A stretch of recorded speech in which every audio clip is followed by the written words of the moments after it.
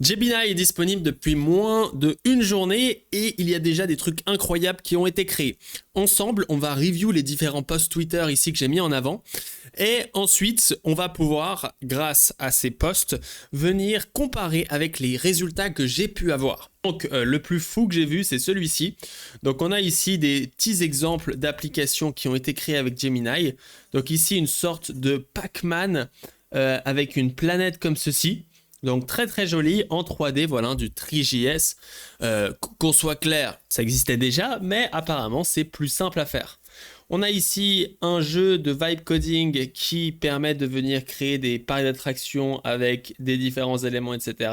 3D Lego Editor fait en one shot. Alors ça, j'ai quand même peur que ce soit un peu fake, et faites attention quand vous voyez ça, voilà, qu'est-ce que ça veut dire one shot, etc. Mais en tout cas, il y a ça. Gemini 3 Pro a créé ceci en SVG, cette fois en plusieurs heures quand même, hein, il faut quand même le noter. Ensuite ici, création d'un board game. Donc ici, on voit création d'un board game. Donc ici, il a Bring Anything to Life. Donc là, c'est très drôle parce qu'en fait, c'est Gemini a créé une application pour créer des applications. Il lui a passé celui-ci et ça a créé comme ceci un chest directement via une image. Ensuite ici, donc ce qui est intéressant, c'est qu'il a créé l'application qui permet de créer des applications. Ensuite ici, il teste avec un autre exemple comme ceci, avec un Travel Planner Trip. Et on a ici une interface qui se crée, donc c'est très très stylé.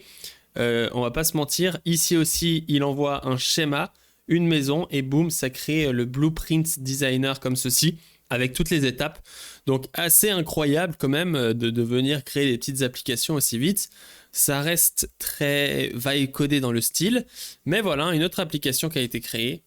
Ici, une sorte de jeu qui s'auto-joue, Auto-Life, donc une sorte de jeu de la vie qu'on comprend pas forcément, mais c'est joli. On a ici un sort de Minecraft qui a été créé avec Gemini 3. Donc ça me rappelle vraiment les exemples de Defend Intelligence avec GPT-5 qui nous montrait toutes les applications formidables qu'il était possible de faire. Mais cette fois, j'ai envie de dire encore mieux. Ici, on a une sorte de podcast app qui permet de faire des podcasts comme ceci.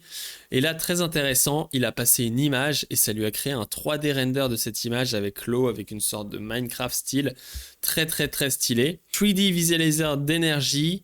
Là, on a un petit jeu 2D avec des textures qui sont quand même assez dingues. Ici, on a un realistic water flow comme ceci. C'est vraiment très joli. Et même un labyrinthe comme ceci. Donc beaucoup de choses. Et donc je me suis dit, je vais tester concernant les jeux. Donc j'ai ouvert un projet comme ça, Cursor, et j'ai commencé avec un prompt assez complet juste ici. Zombie Tower Defense 3D Prompt. Donc je lui ai expliqué tout ceci. Et j'ai créé l'application que je me suis un peu amusé à tester juste ici. Et voici ce que j'ai pu faire en à peu près 10 minutes. Donc c'est pas mal du tout. Alors le jeu est un peu OP, je lui ai demandé dernièrement de venir fixer la cheatitude des zombies, mais donc ici tu peux voir qu'on a une application où je peux créer des towers, donc qui sont assez jolis, quand on regarde la petite tower qui est juste ici, elle est vraiment bien. On va rajouter un pistolet juste ici pour venir aider la tuerie, mais en fait je me suis rendu compte que le rifle était tellement cheaté que juste un rifle suffit de venir faire ça. Et donc il y a tout un jeu avec le cache, avec de la 3D, des petits arbres, des petits tris, et je peux venir afficher mes trucs.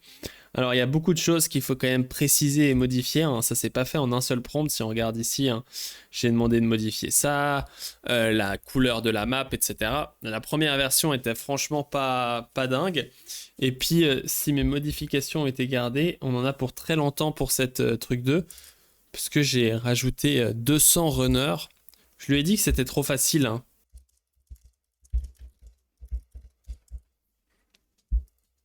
Mais donc, on peut voir quand même que ça rend bien. Après, ça rend pas aussi bien que les exemples que j'ai vus. Donc, faut faire attention parce que, ouais, le jeu est bien. En combien de shots il a fait et combien de temps ça a pris? Parce que là, le Pac-Man avec la planète, suivant comment, ça a pris quelques heures à faire. Et c'est pas du one shot. C'est-à-dire que moi, en 10 minutes, j'ai atteint ce résultat-là. Et j'ai pas fait des trucs bien plus complexes que ce qui est affiché ici. Mais voilà, tu peux voir que là, quand tu lui demandes de modifier des trucs, il a quand même une phase d'exploration assez intelligente, où il arrive à vraiment avoir tous les fichiers. Il a une sorte de réflexion intégrée qui est très poussée, avec ici par exemple le changement des constantes, des variables, etc. qui permet de venir gérer tout ceci. Là, je lui ai dit augmente la difficulté du jeu. Et on peut voir que, bah voilà. Encore une fois, je fais cette vidéo juste pour montrer, pour showcase la puissance de l'IA dans les petits trucs. Mais c'est quand même intéressant. Donc si là on refresh et qu'on start notre wave, là je lui ai demandé de faire le jeu en mode hardcore. On peut voir qu'il m'a spawn 25 zombies et qu'il m'a mis une rock juste ici. J'espère qu'il va réussir à le terminer. Ah merde, il a encore changé du code. Quand ça change du code, ça bugaille. Hop là. Donc le mieux c'est de foutre un riffle juste ici. Le riffle il dégomme tout ce qui bouge. Donc ça va plutôt vite. Et là on peut voir que c'est un peu plus dur que ce qu'on avait avant. On va rajouter un petit gun. Ok, on a réussi la wave 2. On va rajouter un autre gun juste ici pour s'assurer que ça passe. On les termine à la fin là, quand ils arrivent ici. On peut voir que la texture des zombies, ils ont quand même fait un sacré travail. On peut voir les petites têtes différentes. Ils ont réussi quand même à nous foutre ça bien. Alors je vais demander de... Je vais essayer d'avoir la roquette là. Si je passe cette wave sans devoir rajouter des trucs, je vais pouvoir te montrer la roquette. Après c'est pas magnifique et ça demande quand même beaucoup de changements à la main. Voilà, j'ai foutu la roquette. Regardez la gueule de la roquette là. Elle est très stylée. Donc là on va commencer la wave. Là ça commence vraiment à être hardcore. On peut avoir une petite vue overview du chemin. La roquette tire pas souvent mais quand elle tire elle one shot quoi. Mais c'est pas mal, alors franchement, voilà un petit peu la démo de ce premier jeu. Donc ça, c'est le premier projet que j'ai testé. J'avais aussi testé avec Claude, mais franchement, c'est vrai que pour le coup, on peut pas dire que Claude arrive à s'en sortir comme ceci sur du one-shot. Donc si je te fais quand même la petite démo avec Claude comme ceci, j'ai fait Claude Code Zombie Game. Et juste en one shot et en demandant quelques petites modifications, on a atteint à peu près ce résultat. Donc on peut voir que... Alors c'est assez cool, il manque des couleurs, etc. Peut-être que si on pousse le truc et qu'on demande des modifications, ça peut aussi aller bien. Voilà, de toute façon, ces modèles, en fait, ce qui est très compliqué, c'est de faire du one shot. Mais dès que tu t'amuses à demander des modifications, etc., si là j'arrête le serveur et que je lui dis modifie l'application pour rendre les couleurs beaucoup plus jolies, faire des difficultés beaucoup plus compliquées et que le jeu aille beaucoup plus vite, c'est-à-dire que les games et les zombies aillent beaucoup plus vite pour avoir vraiment une expérience de jeu beaucoup plus pensée et réfléchie. Faites tout ça de manière clean. Et en fait, en ayant cette partie d'itération, on va réussir à avoir des super résultats, peu importe les modèles, même si Gemini a quand même un one-shot au début qui était meilleur et plus fonctionnel. Tu peux voir qu'on est toujours dans la game 9 là. Ça fait beaucoup de temps là qu'on est dans la game 9. Enfin, si je rajoute un rifle, ça va être Terminado de chez Terminado. Là, ils ont aucune chance. Ces rifles, c'est des snipers longue distance. Ça démonte tout ce qui bouge. Donc, faut abandonner le concept. Ensuite, le deuxième truc que j'ai testé avec Gemini en one shot, c'est de venir faire ici test Gemini 2 et qui est de faire un tutoriel 3D pour m'expliquer comment la clim fonctionne parce que j'ai vu des gens alors je pense que je peux te retrouver le tweet donc sur l'exemple qui est juste ici. Il a quelqu'un qui a fait une sorte de centrale nucléaire, voilà, pour expliquer comment ça fonctionnait. J'ai trouvé ça vraiment très beau. Je me suis dit, est-ce que Gemini est vraiment capable de one-shot et est-ce qu'il a une compréhension de l'espace qui est vraiment très poussée?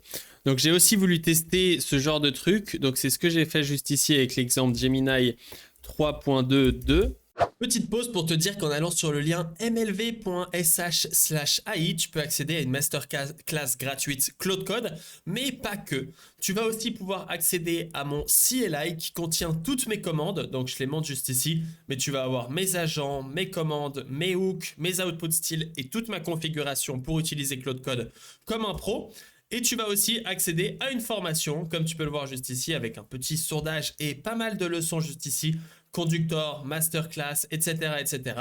Tu vas pouvoir y accéder pour, par exemple, comprendre comment fonctionnent les agents. Pour ça, on va créer un agent, etc. Tu vas pouvoir accéder à toute cette formation totalement gratuitement en allant sur mlv.sh/ai. C'est une formation faite pour les développeurs qui veulent coder plus efficacement avec l'IA. On se retrouve là-bas. Et donc là, pour un air conditional, donc c'est pas super compliqué. Il a réussi à nous faire une petite hélice ici. Ici, on ne sait pas pourquoi, c'est pas trop une grille, c'est pas super joli.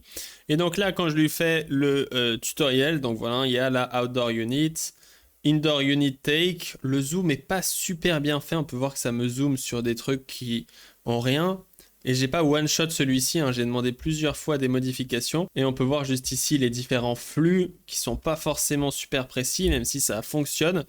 Mais voilà, malgré que je lui ai demandé plusieurs fois de résoudre les petits problèmes qu'il avait fait, on n'a pas un super bon résultat et on est très loin du résultat qu'on a vu sur Twitter. Donc oui, peut-être que c'est possible d'atteindre ce résultat, mais c'est vraiment pas facile. Le dernier point qu'on a vu, c'est Gemini 3 Landing Page. Le dernier point intéressant que je vais te montrer. Donc on a des Gemini 3 Landing Page trop stylés où on a l'impression que l'IA est une machine qui peut te one-shot, voilà, ce genre de page. Alors je pense que c'est bien l'IA qui l'a fait, c'est totalement son style, avec beaucoup d'animations, etc. Elle fait des très jolis footers avec des animations comme ça. Mais encore une fois, à quel prix, combien de temps ça prend de prompter tout ça? Moi, j'ai fait 3 tests juste ici. Donc, je lui ai passé ma landing page AI Blueprint en lui disant, bah voilà, fais un site moderne. Donc ici, en restant assez vague, on a un résultat qui est horrible, hein. Alors oui, ça fonctionne. Est-ce que c'est beaucoup mieux que ce qu'on pourrait faire avec Claude Code? Je suis pas sûr. Est-ce que c'est pas beau et ça ressemble à de l'IA à 200 km? Oui, ce genre d'animation, etc. Voilà, c'est vraiment... Moi, je trouve ça horrible. Et on est loin des exemples qu'il y avait. Il y a un site qui m'a plu, c'est en lui disant de refaire le style du New York Times. Cette fois, on a eu un truc beaucoup plus propre, beaucoup plus joli, qui donne vraiment envie d'être utilisé avec moins d'animation, plus sobre. En fait, dès qu'on lui dit de faire des trucs modernes, il part un peu en vrille. Même cette animation, elle est vraiment pas jolie. Mais sinon, on a quand même quelque chose qui est plutôt bien. Et en lui demandant de faire un 4e test, la même chose, il a refait ce style gradient qui fait vraiment penser à l'IA et qui a encore une fois pas du tout d'âme et pas du tout d'amour. Donc sur les landing pages, sur 3 shots, en essayant de faire du one shot, j'ai quand même eu 3 fois des mauvais résultats. Enfin non, 2 fois des mauvais résultats et 1 fois un bon résultat. Et j'ai aussi essayé de faire mon histoire de air conditional ici. Et on peut voir que en utilisant directement Gemini sur l'app, c'est un peu moins joli, mais un peu plus fonctionnel, hein. On peut voir juste ici, les zooms sont quand même un peu meilleurs. Ici, le zoom est faux. Et là, on a une sorte de turbine. Donc ça fonctionnâtre légèrement. Mais pas non plus du feu de Dieu, hein. Pas du feu de Dieu. Résultat, par rapport aux tweets qu'on a vu juste ici avec tous ces gens qui se hype et tout, alors oui, ça fonctionne, oui, c'est pas mal, mais faites attention, s'il vous plaît, aux tweets de fous furieux qui nous montrent des landing pages faits en 2 temps 3 mouvements. Alors généralement, quand on cherche les tweets qui n'ont pas fait beaucoup de vues, on a des trucs average comme ça. On a pas mal de fakes comme ceux-ci qui sont pas forcément du tout faits avec Gemini 3. Donc ici, j'ai peut-être pas l'exemple, mais souvent il y a des sortes de fakes. Alors on peut reconnaître facilement les outils faits par Gemini parce que ça suit toujours à peu près le même layout. Tu vois, soit une header comme ceci. Ça ressemble généralement à Tailwind UI, hein, les interfaces créées par IA, parce que c'est ce qui est énormément présent dans les données d'entraînement. Et juste ici, on a plusieurs sites. Tu vois, ça j'y crois. C'est joli, c'est sympa, mais à voir combien de prompts ils ont fait pour réaliser leur truc. Et typiquement, ce genre de truc, hein, ça c'est pas fait avec Gemini. Ça m'étonnerait énormément, à part si je vis dans un autre monde parallèle.